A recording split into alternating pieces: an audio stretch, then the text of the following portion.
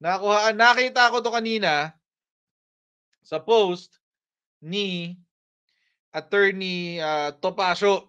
Si Yes Yes Yo. And by the way, congratulations kay Attorney Topacio, no? Bumalik na yung kanyang page. Sorry, Twitter. Panoorin natin 'to. Once again, true to her name. True to her name. Panoorin natin. Hindi ko alam kung napanood nyo na to pero I'll assume na you did. Pero, yun natin. Ayan.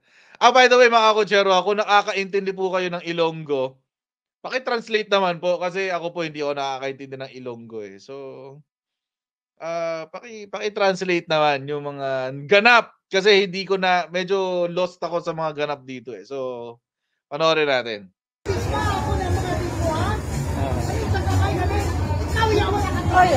Ay, sobra-sobra na iya. Sobra-sobra na iya. Sobra-sobra na iya. Nanusok ng tungkod. Sobra-sobra na iya inyo ya. Ano kung taga-direka mo ako sino kagidya nga presidente. Sino saya nga presidente ya? May ipa, ano to sir? Basikat, tantang isa. Okay, police there.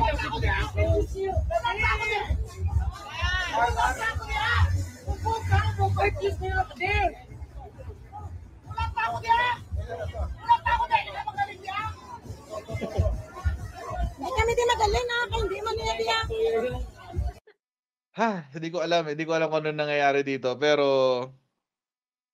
obviously something pissed her off. Kung merong mga clues man makikita po natin yan sa kanyang Twitter. So ito siya kahapon sa Dinagsa Festival, 11:45 PM na upload. Gabi na nung na-upload. Pero syempre mukhang umaga pa to, obvious naman, mukhang hapon or umaga pa to. Ayan.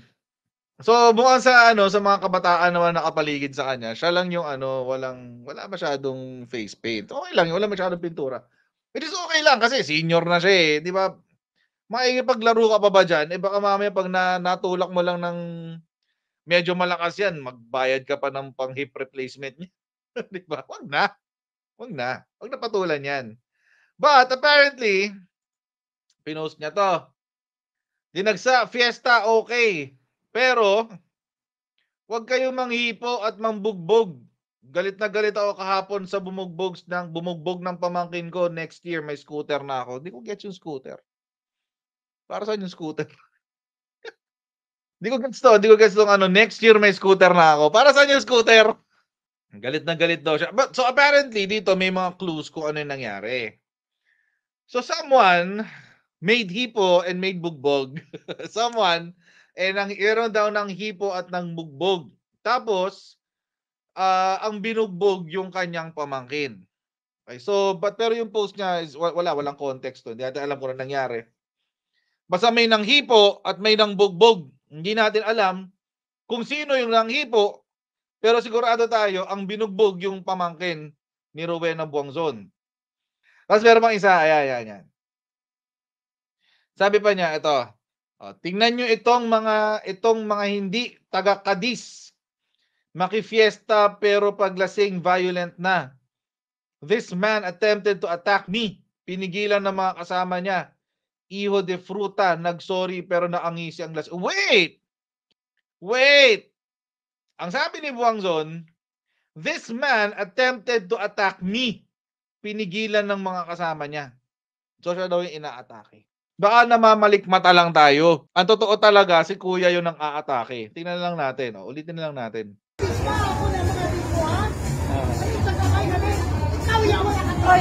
Ay, sobra-sobra na iya. Tinusok. Sobra-sobra Okay. na iya. Inatake ba siya? Kaya siya tinusok? Inaatake ba si Guanzon? Kaya she felt na she had to defend herself kasi nilalapitan siya ni kuya at aatakihin. Tingnan natin ulit. Ay, sobra-sobra na iya.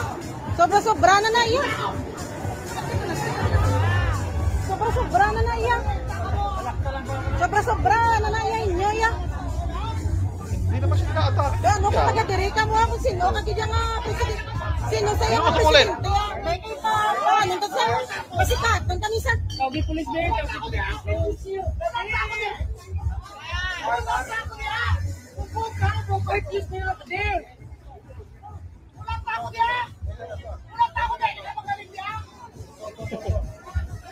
kami di magaling ha, kaya hindi man nila diya. Nakita pag-atake, pero ewan ko, baka sa perception, sa pananaw ni Rowena Guanzon, mukhang itong mamang naangisi, naatake daw siya. Pero siya yung tusok ng tungkod. Tusok. Hindi ko alam kung ano yung sinasabi ni ate doon sa background Meron siya sinasabi tapos may narinig akong presidente. Ano ba yung sinasabi niya? Paki-comment nga. Kung merong ano diyan marunong mag Ilonggo. Paki-translate nga kasi Ay, sobra-sobra na naiya. Sobra-sobra na naiya. Sobra-sobra na naiya. Sobra-sobra na naiya inyo ya. Kaya ano kung taga-diri ka mo ako sino kagidya nga presidente. Sino saya nga presidente ya. May kita ano to sa pasikat ang tanisa. Tawag yung pulis din. may taga-translate. Sobra-sobra na yan. Tapos, yung parte nung sabi niya feeling presidente daw si Guanzon. Sabi ni Theodore Ginochi. Ito translate. Ano naman kung sino kang presidente ka, ay nang sinabi ni ate sa background. Sobra-sobra na daw si Karen. Si Karen, ito. Pinoy version. Kala niya kung sinong presidente ko umasta. Ayun. Siya yung aggressor, apparently. Base doon sa sinasabi ni ate. Kala mo raw kung sinong kumasta. Kala mo kung presidente. Kung sino kang presidente. Yung pala yung sinasabi niya. Ay, congressman pa lang yan. Or aspiring congresswoman pa lang yan. Kasi ang press release ni Guanzon, siya pa raw yung biktima. Hindi raw taga-Cadiz, maipiesta, pero paglasing, violent na. This man attempted to attack me. Pinigilan ng mga kasama niya. Pipigilan talaga siya kasi tinusok-tusok mo ng tungkod mo Tinusok-tusok ng tungkod na ka na. Sino ba naman di mapipikon niya? Diyos ko. Ay, nako. Rowena, attorney. Paano may di ba? Baka naman may gusto mag-complain dyan. Di ba? Nanonood kaya ang Supreme Court nito.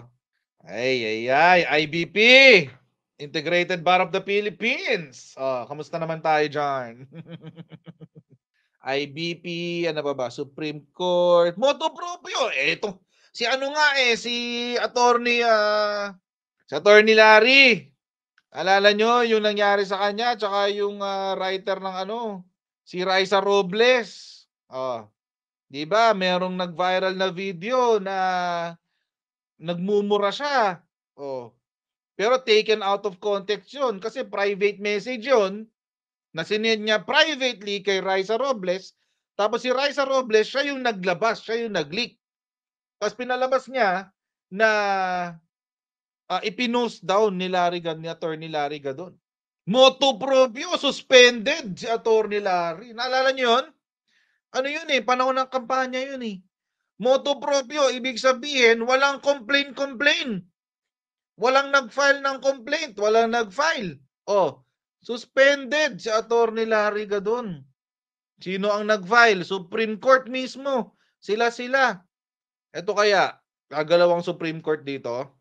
Chief Justice Gesmundo. Baka naman gusto natin disiplinahin natin yung ating members of the bar. Being an aspiring lawyer, I don't think itong mga galaw ni Attorney Rowena Guanzon is something that lawyers should do.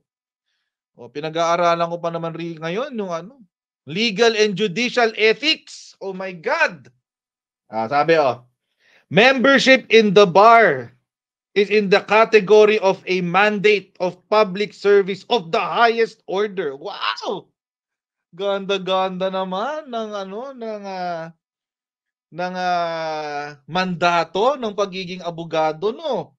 A lawyer is an oath-bound servant of society whose conduct is clearly circumscribed by inflexible norms of law and ethics. Wow! And whose primary duty is the advancement of the quest of truth and justice, for which he has sworn to be a fearless crusader. Wow! Abogado yan, mga kakotsero. Hindi lang yon. She claims to be an elected congresswoman of P3PWD. Supreme Court. Ano pong magiging action nyo dito? Sinasabihan pa siya nung babae sa background. Kala mo sinong presidente? Ito po muna ang ating mga kaibigan sa Sendwave. Si Sendwave po ay isang mobile app na pwede nyo pong gamitin para magpadala ng inyong mga remittances from US, UK, Canada, Italy, France, Spain, Ireland, and Belgium. Papunta po ng Pilipinas. Ang gawin nyo lang po ay mag-download ng Sendwave app sa Apple App Store at sa Google Play. At irehistro po inyong bank details at after that, pwede na po kayo magpadala ng inyong mga remittances sa Pilipinas. Gamitin nyo rin itong QR code. Scan nyo lang yung QR code na yan. Makakapag-download tayo ng Sendwave.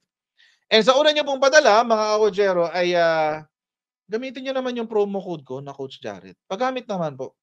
At hindi lang po nyo ako matutulungan, pero makakakuha pa kayo ng $10 free credit. Yun yung panalo dun eh. May $10 free credit pa kayo. So mga kakotsero, once again, scan nyo na yung QR code dyan or download Sendwave in your Apple App Store and Google Play at magpadala na po kayo ng inyong mga remittances sa Pilipinas. Once again, if you're from the US, UK, Canada, Italy, France, Spain, Ireland, and Belgium, through Sendwave. Okay. Yan po ang ating mensahe sa ating mga kaibigan dyan sa Sendwave.